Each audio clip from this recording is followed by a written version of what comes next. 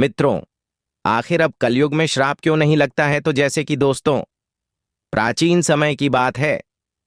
एक दिन नारद मुनि विष्णु लोक में पहुंचे। उनके मन में एक जिज्ञासा उठी थी, जिसे लेकर वे सीधे भगवान विष्णु के पास आए। नारद जी बोले, प्रभु, सत्य युग, त्रेता युग और द्वापर युग में आशियों के श्राप से राजाओं के साम्राज्य नष्ट हो जाते थे, राक्षस भस्म हो जाते थे और पूरी की पूरी घटनाओं की दिशा बदल जाती थी। परंतु अब कलयुग में मनुष्य कितने भी पाप करें, कोई श्राप असर ही नहीं करता। ऐसा क्यों है?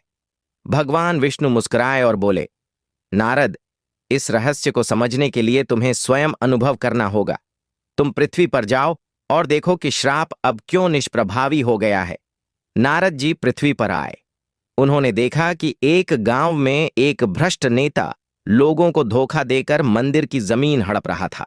नारद ने क्रोधित होकर कहा, तू कल ही दरिद्र हो जाएगा। नेता हंस पड़ा और बोला, ऋषिवर, अब वो युग नहीं रहा, ये कलयुग है। यहां श्राप से कुछ नहीं होता। नारद आगे बढ़े। एक धूर्त व्यापारी गरीबों का पैसा लूट रहा था।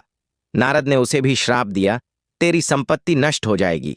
व्यापारी बोला, महाराज, मैं रोज हवन करता हूं, मंदिर में दान देता हूं, आपके श्राप से कुछ नहीं होगा।